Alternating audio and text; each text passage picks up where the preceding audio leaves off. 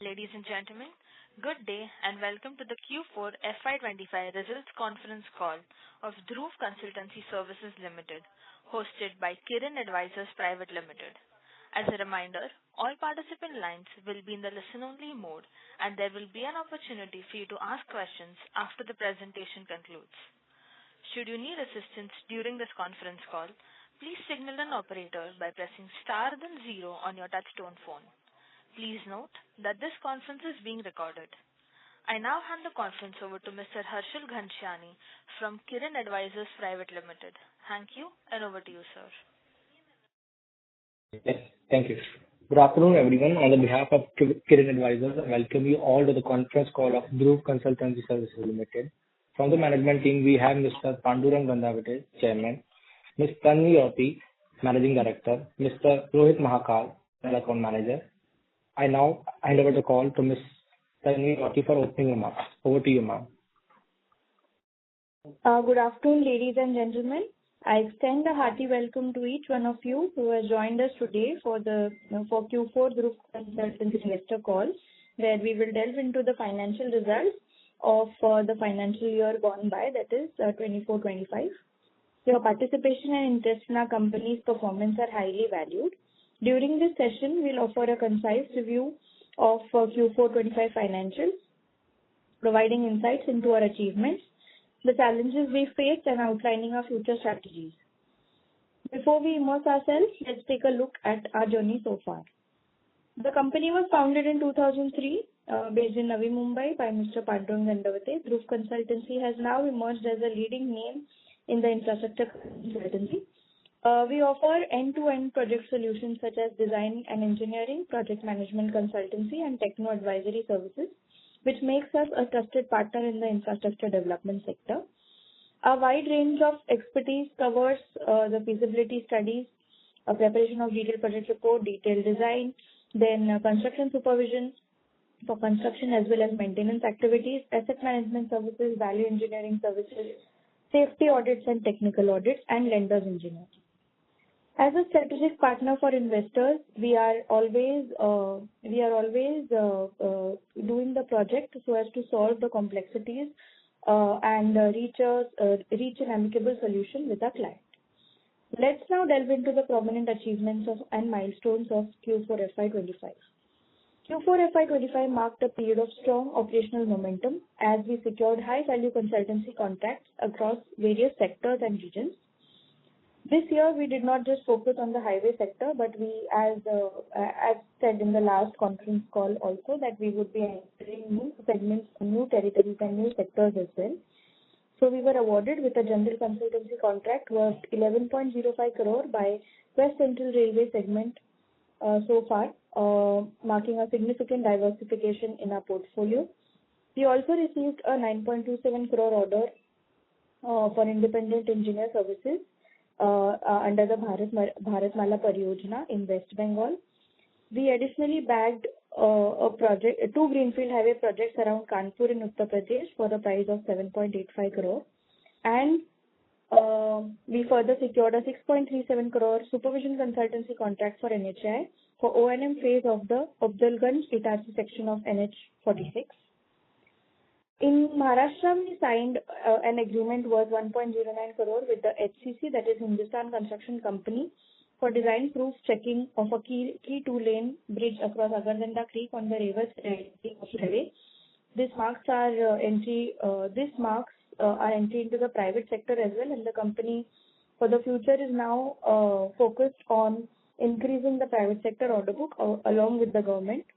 On the urban infrastructure front, we were appointed by the MMRD as a project management consultant for Mumbai Metro Line 5 with a contract value of 1.35 crore.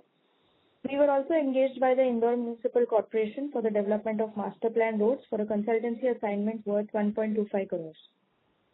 These milestones underscore our unwavering commitment to delivering superior infrastructure solutions while steadily expanding our footprint. We continue to harness our technical excellence and strategic partnerships and execution capabilities to drive sustainable and long-term growth. Now, let's take a closer look at the company's financials. In Q4 FY25, Dhruv Consultancy Services reported a notable financial growth with a total income of 28.03 crore, reflecting a 12.09% year-on-year increase. The EBITDA stood at 4.09 crore, making a year-on-year growth of 75%. Profit after tax was 1.99 crore, showing a significant increase of 360% as compared to FY24. The diluted earnings, that is the EPS, grew by 290% to 1.13. Now coming to the year-on-year review. For FY25, the company has finally entered a three-digit turnover, that is a total income of 103.52 crore, a slight year-on-year growth of 25.6%. The EBITDA was 15.78 crore, up by 6.96% year-on-year. PAT reached 6.9 crore, a year-on-year growth of 17.26%. The diluted EPS increased by 6.70% to 4.14 rupees. In both Q4 FY25 and the financial year 25, the company has achieved remarkable financial milestones, attesting to our unwavering commitment to excellence. These achievements underscore our dedication to financial progress and sustained success in the dynamic landscape of infrastructure consultancy. Before we proceed to the question and answer session, I would once again like to thank all our investors, our esteemed stakeholders, for their indispensable contribution to our journey of growth. Your unwavering support has been a cornerstone of our success, and we sincerely value your significant role in our achievements. I now invite you for a question and answer session. Your insights are highly valuable to us. Thank you once again for your presence and ongoing support. Thank you very much. We will now begin the question and answer session. Anyone who wishes to ask a question may press star and 1 on their touchtone phone. If you wish to remove yourself from the question queue, you may press star and 2. Participants are requested to use handsets while asking a question. Ladies and gentlemen, we will wait for a moment while the question queue assembles.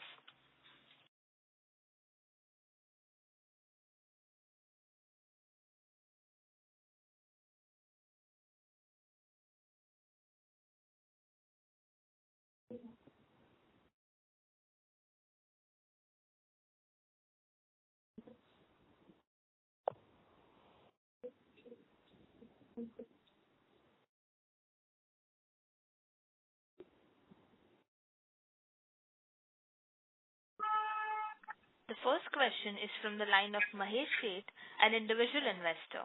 Please go ahead. Hello, can you hear me? Yes. Little loud. Yeah, so thank you for the opportunity. Okay.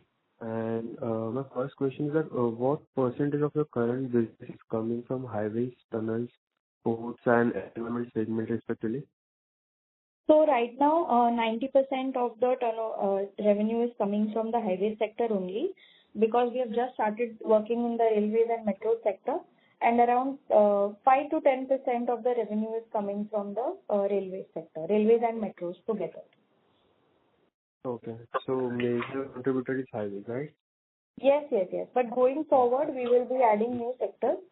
Along with railways and metros, we would be adding airports, public health engineering, and I think urban infrastructure sector also. Okay, got it. Yeah. And my next question is that how do you assess your execution capabilities and resource availability, like especially as you scale up at international and domestic projects? Yes. So right now we have a total employee strength of 450 plus. We have a dedicated business development and a human resource team which is working constantly towards the recruitment of new manpower as and when it is required, project to project. So we don't actually hire the manpower on day one. We just have to identify, submit the tender, and then when the tender is awarded, if the tender is awarded to us, then we hire the manpower. So there is no financial burden as such from day one. Secondly, the company is now 22 years, will complete 23 years this year. So since day one, the employees who have been with us are still there. There is for a permanent payroll, our attrition rate is as low as 2%. So very few instances have been where employees have left us. Even in the freshers sector, last 2 years we have faced remarkable attrition with respect to the employee retention. So these employees who had joined us say 10 or 15 or 20 years before have now come to a managerial position who are now executing projects domestically and internationally. So as opposed to our competitors in the market, we have a dedicated team of 100 engineers at our head office or corporate office in Mumbai who are not actually a part of the assignment, or who are not actually proposed for the particular assignment, but they actually monitor sitting here in the head office as and when required. They travel to the sites also, but all approvals, all the control of all projects are there at the head office level. So as far as manpower is concerned, I think these 60 to 100 engineers can take up another 100 projects in the future. So till then we have no problem. Okay, got it. And my last question will be that with the Mozambique project recently secured, so how is the planning to build capabilities for more international assignments? Are there other geographies who are actively bidding? Yes. So currently 75 plus EOI have been submitted for which results are awaited. We have submitted over 15 RFPs. Our financial codes have been submitted. So the turnaround time being a bit slow. Even Mozambique was submitted 1 year before before we were awarded the work. An update is that in Mozambique we have now registered a branch office in the name of Dhruv Consultancy Services Limited. So we have got a work permit also in Mozambique. So now since we have a work permit there, it has now become easier to bag local assignments there. Any territory we try to enter into, especially territories in Africa where the countries are a lot underdeveloped. So we have actually made a strategy that we will only target funded projects like AFDB, ADB, World Bank. So this Mozambique project is a World Bank project. We are submitting bids through these multilateral development banks only, Exim Bank also.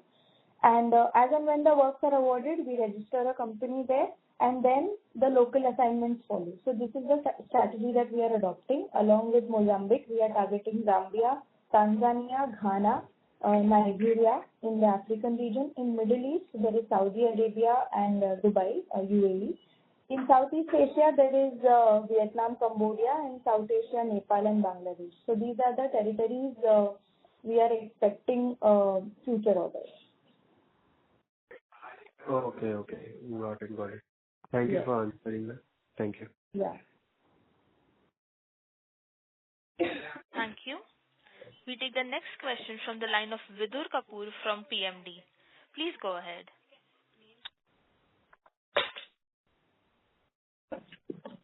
Yeah, hi, can you hear me? Yes.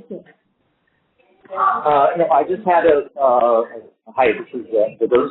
Just a quick clarification. The last time there was a presentation, I had asked, there was an update about a certain appeal that was made in the Madras High Court for the margin for the NHAI, I think, regarding taking part in the project. So my question was, is there any news on that? Has that been, we were expecting a reversal to take place. Has that happened yet? Yes, on 22nd of April, the hearings are completed, and we also heard that online hearing, video conferencing. So, according to our counsel also, the hearings went in a positive way in side of Dhruv and our joint venture partner Global. And any time we are expecting either a stay order or squash according to our counsel. It is under typing. Order is under typing. But let me add something in it. This is not affecting on our current financials or financials of next 2 years, because we have unexecuted order book of 300 crore including NHI, which is untouched because of this debarment order. Only limited restriction we got is we are not in a position to bid for NHI assignments. But other than NHI assignments, we are bidding it, we are getting the work also. Yes. Yes, that part I'm aware of. But of course, doesn't it make a kind of a positive sentimental change for an investor once we know that the debarment has been lifted? Surely. Debarment, out of 10 such cases happened in past. Yeah. 8 have been given the order of stay in favor of the consultants, and only 1 or 2 were continued. So our case is very strong according to our counsel, and also Fantastic. we heard the hearing. Fantastic. The main you can say defense point from our counsel was that action was taken on a company which is 1,000 kilometers away from the site, and no action has been taken on the contractor who is working on site, officials who are working on site, and the team leader who is working on site. So, Honorable Court was very much annoyed with this, you can say, bias action. So, we are hoping the things in our favor. And will there be a formal communication made on this once you know the result? Yeah, it will be disclosed on the exchanges immediately. Okay, all right. Okay, thank you. Thank you. We take the next question from the line of Aditi Rai from Patel Advisors Private Limited. Please go ahead.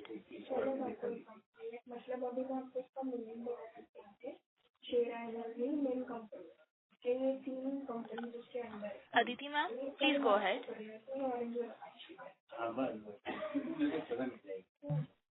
Miss Aditi, you are now online. You may proceed with the question. No response?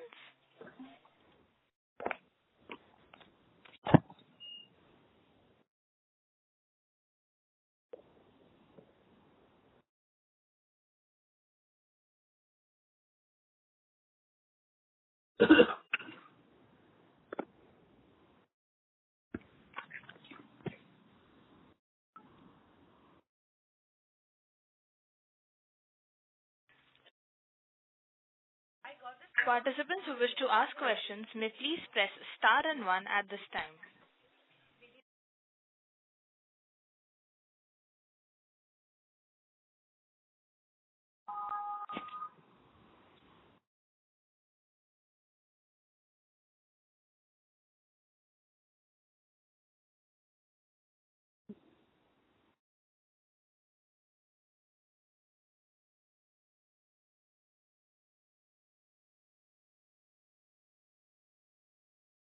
We take the next question from the line of Pooja Gupta, an individual investor. Please go ahead. Hello. Am I audible to you? Yes, go on. Okay.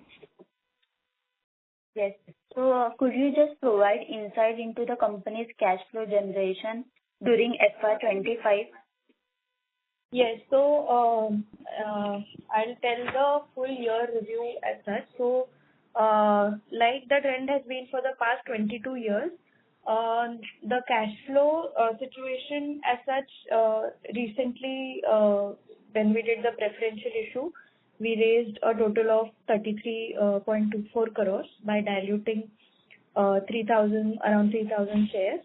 So, out of those 33 crores, most of it were used for working capital.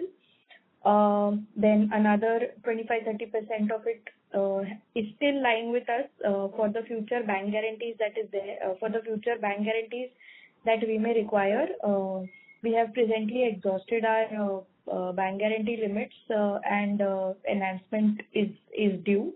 So till then, we might have to issue certain bank guarantees for new projects, especially in international projects, wherein a line of credit might be required for some funded assignments.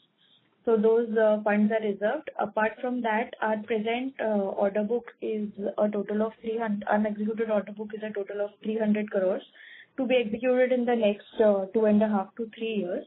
And those bills are coming on a monthly basis with a receivable cycle of 60 to 90 days. from NHI and North predominantly. Then there is railway projects. There is state government project MSIDC. There are few PMGSY assignments, UPEDA Ganga Expressway assignments. So now company is not only dependent on one client or one sector, and because of which there have been significant cash flow improvements, and going ahead also with private sector assignments coming in, having huge profitability margins. I think cash flows would be much more on a positive side, and there would be less stress on equity raising or debt funding as the cash flows are becoming more and more supportive. Okay, thank you. And my next question is, given the nature of your consultancy contract, how do you manage working capital cycle, and has there been any improvement in collection or billing efficiency? Yes. So earlier, if you see the last 2 or 3 financial years, the debtor days was close to 160, 180, which has come down to a total receivable cycle of 90 to 120. So there have been significant improvements there. In addition to that, with margins improvement, there have been it has helped the cash flows also, with the Mozambique project coming in, then the MSIDC and more and more state government projects coming in. We can see further cash flow improvements, and as margins would improve. Along with that, we definitely have support from our bankers, HDFC and PNB, where we have a total CC limit of over 6.5 crores, and which is due for enhancement also now. So we are expecting further support from the debt side as well. And we have our preferential money also lying with us. Okay. Thank you very much. And my next question is, with increased order execution, do you foresee any strain on operational cash flow in near term? And how are you planning to maintain liquidity buffers? Yeah. So actually, the answer is again linked to my previous answer. We recently also made 2 purchases. That is one mobile bridge inspection unit and falling weight deflectometer. So with these purchases, now the operational capacity has further strengthened, because not just on our NHI or state government projects, but now they are being used on airport projects also, like the Navi Mumbai airport that is now due to open soon. We are doing the runway testing there with our falling weight deflectometer. Then it is largely the MBIO and the falling weight deflectometer are being used largely in the private sector also, giving a lot of operational support there. So with the addition of these machineries, our operational capacity has strengthened. We have also added few high-tech softwares for highway design and bridge design, which has further strengthened and reduced the overall submission timeline of the review and design team. As far as manpower is concerned, there's no problem there. We have enough manpower to sustain for another 80 to 100 projects, and we will not be requiring any head office extra support as such. But for project to project, we may appoint contract basis employees, where our business development team and human resource department is working hand in hand and doing a great job there. Okay, thank you very much. So my next question is, considering the wide geographic footprint of current projects, are there any region-specific risk or potential delay the company is currently navigating? No, I think right now, even in Africa, the Mozambique project that we were doing, so we faced a minor challenge because there was political instability there, but then things keep on changing also. There was no operational difficulty as such. Only thing is, sometimes if there is any war-like situation or any, like in Manipur, there have been riots going on. So such places, the project is not affected, but yes, our manpower needs to be provided with safety measures. They are to be given support in whatever way we can. Otherwise, project execution angle, I don't think we have faced any such problem. Okay, thank you very much for. Yeah. answering all the questions. Thank you. Thank you so much. Thank you. Thank you. Participants who wish to ask questions may please press star and 1 at this time. We take the next question from the line of Aditi Rai from Patel Advisors Private Limited. Please go ahead. Hello. Yes. Thank you for giving the opportunity.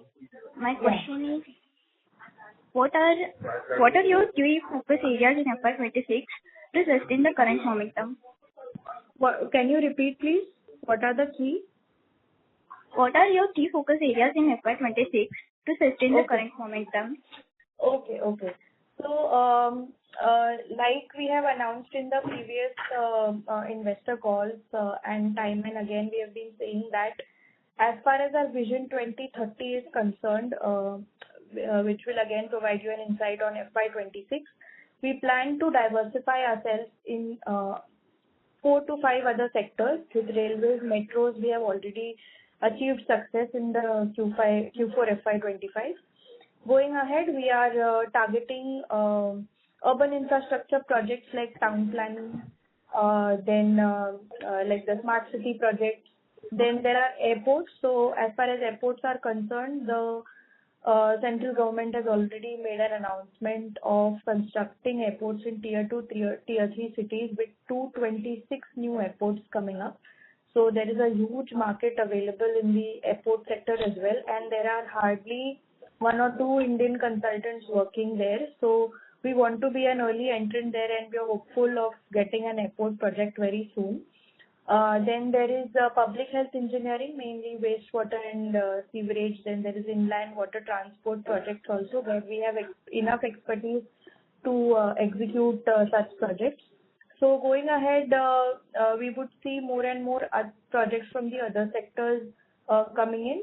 Of course, highway would be the core. It would remain the core as the connectivity that the highways provide, no other transport sector can provide. But like we have become a leader in the highway sector now, as far as India is concerned, we want to replicate that in the other sectors as well. And after this is going to be our Vision 2030, wherein at least we become a leader in two other such sectors. Along with this, we would be increasing our footprint outside India. We have already started working in Mozambique. There is a company formation in UK.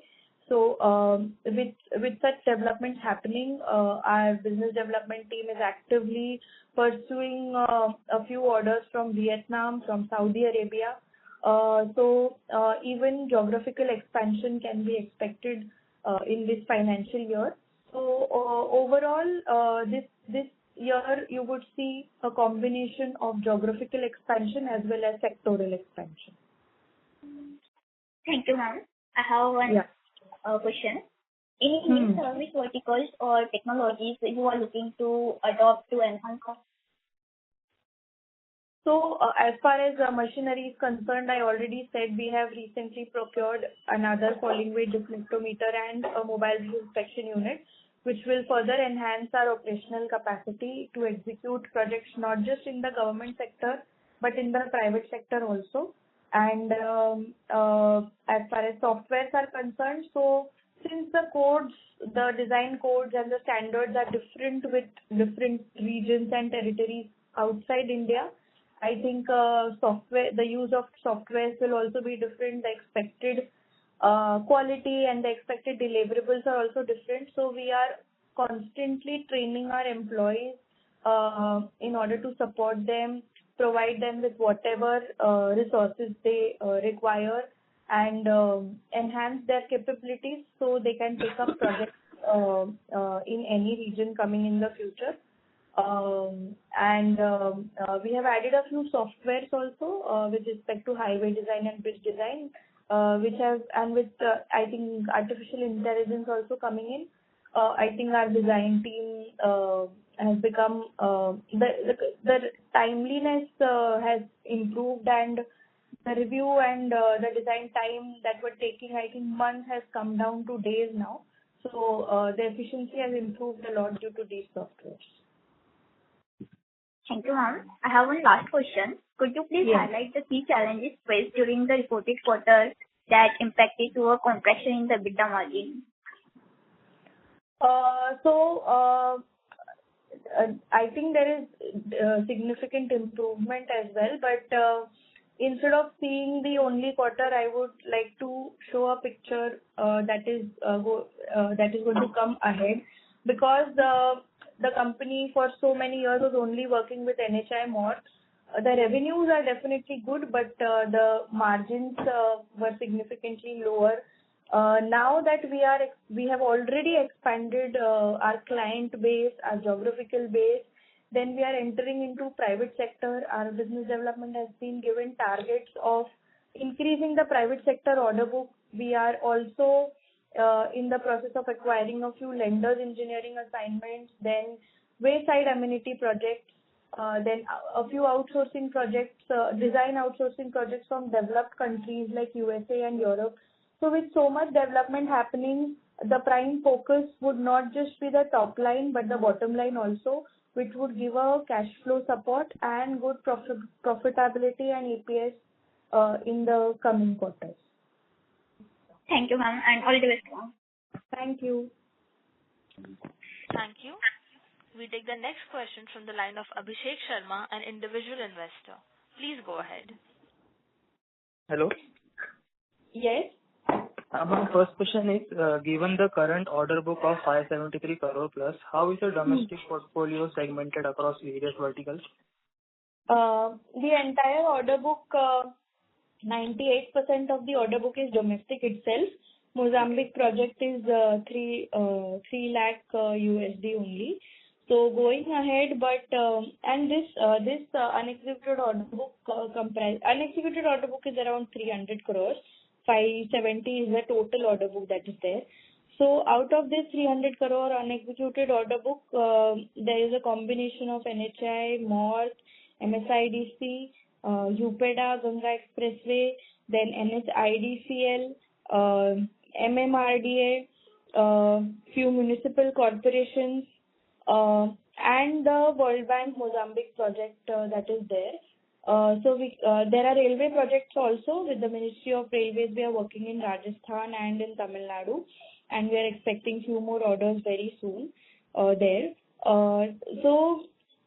I think with the client base improving, we can see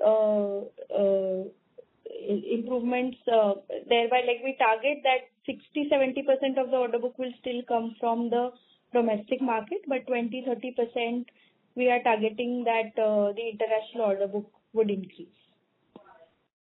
Okay.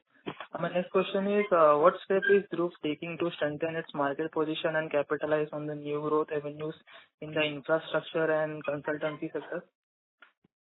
I think I already mentioned that we are diversifying airports along with railways and metros. Airports being a very airports, the world is actually looking now at airport development in India along with the highway development.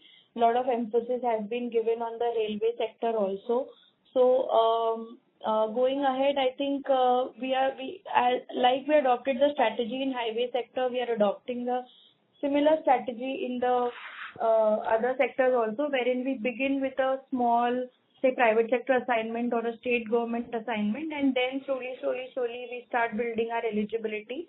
But it shouldn't take much time because of the emphasis given by the central government on development of infrastructure.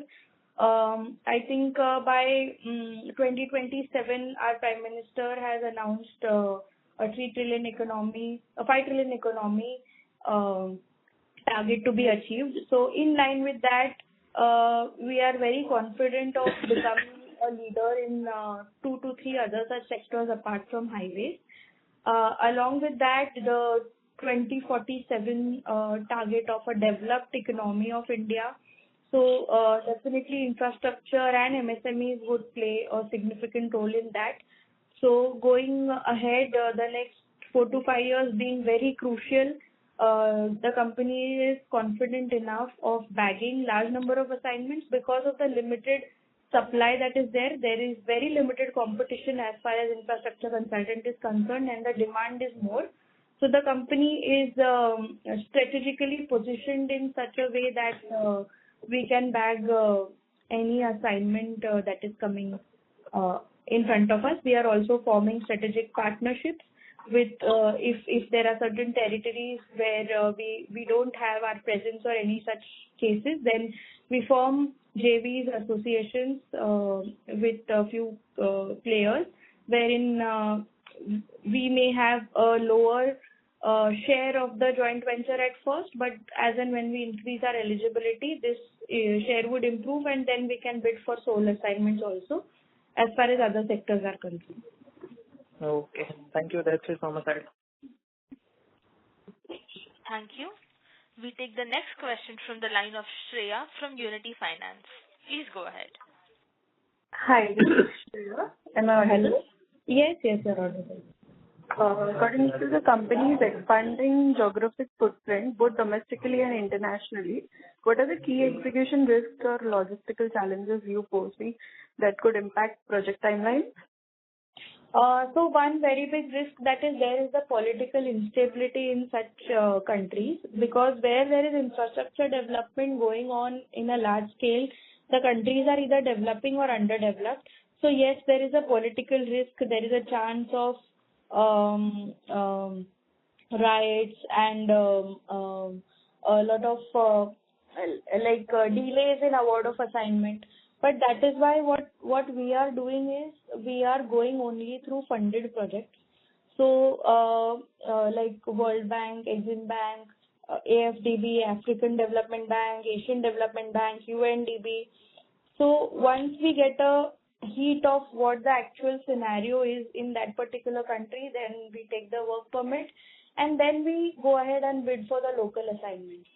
Otherwise, the strategy that we are adopting, going through funded assignments, and we are making strategic alliances with local partners or local consultants there. Now these consultants are present there, but they don't have the eligibility to bid for such large assignments. So it becomes a win-win then. We give them the technical eligibility, they give us the local support. So we have formed around 21 such strategic alliances in different countries, which is helping us bag assignments in the international market also. Are there any red flags or early indicators of delays in the current order book, especially in projects located in remote or newly entered regions? No, and right now we are only working in Mozambique, and there are no such red flags that we identified. In fact, our execution is already completed 100% with one or two reports pending. So we never faced any red flag as such. Since these are funded assignments, the funds are available with the government, and World Bank or AFDB, they make sure that the consultants are paid timely, because only if consultants are appointed, the project goes as per the plan. They do not just depend on the government. That is the reason they hire consultants, so that there are no red flags in the project. Okay. How are we ensuring consistent project execution standards across diverse geographics, and what contingency plans are in place to migrate region-specific disruptions? Yeah. So all this is the credit of the employee strength that we have. So pre-COVID, I think, or before listing also, the company was a family-owned managed business with the directors directly getting involved. Now we have a very strong second line of leaders who have immense background from the private sector as well as the government sector. We have a CEO, we have a CTO, we have design heads, we have business development vice presidents, we have an HR vice president. So these people are now looking at stronger, with these people coming in, the execution capabilities have enhanced. And like I said, past 15 or 20 years, the employees have stayed with us who have joined since day one, and the attrition rate of the company is as low as 2 to 3%. So now these people who had joined 15 to 20 years back are now going to become the CEO, CTOs of tomorrow. So we have a thorough succession planning in place, wherein we are not just looking at short term, but trying to create a legacy for the future.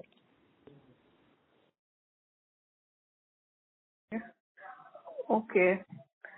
Thank you. That's all from my side. All the very best. Thank you. Thank you. We take the next question from the line of Rajendra Singh, an individual investor. Please go ahead. Hi, am I audible? Yes, yes. Yes, team. So congratulations on your strong quarter performance. Thank you so I much. have just 2 or 3 questions. If Yes. you could please clarify, would be great. The first Yeah. question is, could you please elaborate on the key factors that led to our 24% on quarter-on-quarter growth and 12% or year-on-year growth in total income? Yeah. So there have been 2 such factors. One being increase in the client increase in clients. That is, we have enhanced our base not just in the highway sector but in the railway sector also. So with new clients coming in, there has been improvements in the top line as well as the bottom line. So 2 major projects. One is the railway project in Tamil. 3 major projects. Railway project in Tamil Nadu. Then second being an MSIDC 300 kilometers supervision assignment. Again, which is a 23 crore assignment. Third being the Mozambique project, which is around 4 lakh USD.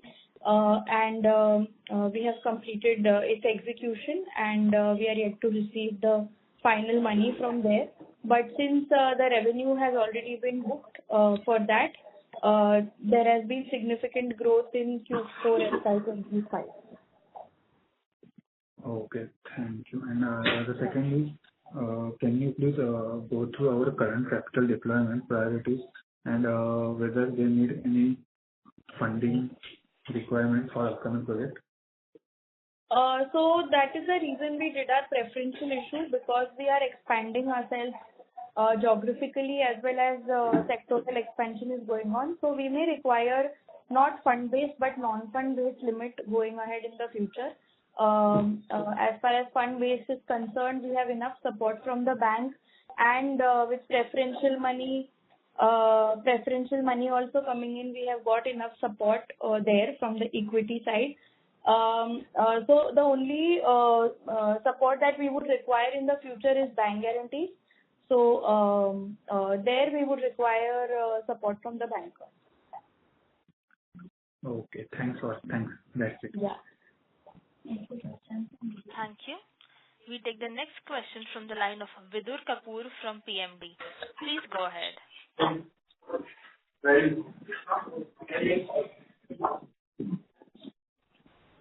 Yeah, hi. Yes. Hi. Sorry, I just wanted to restate what you said earlier about the new airports, Yes. which have been did you say 200 plus airports licenses have been issued by the government for the tier 2, tier 3 cities? 200 plus airports are going to come up in the future. So a total of 400 airports in India have been planned up to 2050. Wow. So yeah. Wow. So not just in the highway sector now, and in the railway sector also. I think with bullet trains and whatnot projects, Hyperloop projects also coming in, we can see significant number of projects adding up in the portfolio. Right. So this is obviously it will spill over many sectors, you could say, like tourism, yes. the sector. And Yes, Dhruv hopefully wishes or plans to be a part of it in consultancy, or will it be more than that? Yes. So we not only have experts for the highway sector, we are currently in the process of developing a team for the export sector as well, and we are in talks with one or two strategic partners there. We are in the process of hiring one or two expert manpowers, mainly for the master planning and design of airports. As far as railways and metros are concerned, we have enough manpower available with us now, and we can take up assignments on a sole basis for the railways and metro sector. Wow. Good to know. Thank you. Yes. Thank you. Ladies and gentlemen, if you wish to ask a question, you may press star and 1 at this time. I repeat, to ask a question, please press star and 1 now.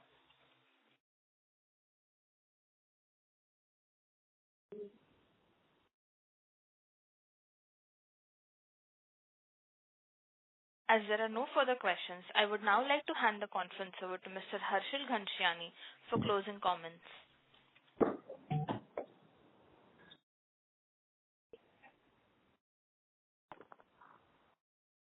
Harshil sir, over to you. Audible? Yes. Okay. Thank you everyone for joining the conference call of Dhruv Consultancy Services Limited. If you have any queries, you can write us at research@kirinadvisors.com. Once again, thank you everyone for joining the conference call. Yes, thank you. On behalf of Kirin Advisors Private Limited, that concludes this conference. Thank you for joining us, and you may now disconnect your lines.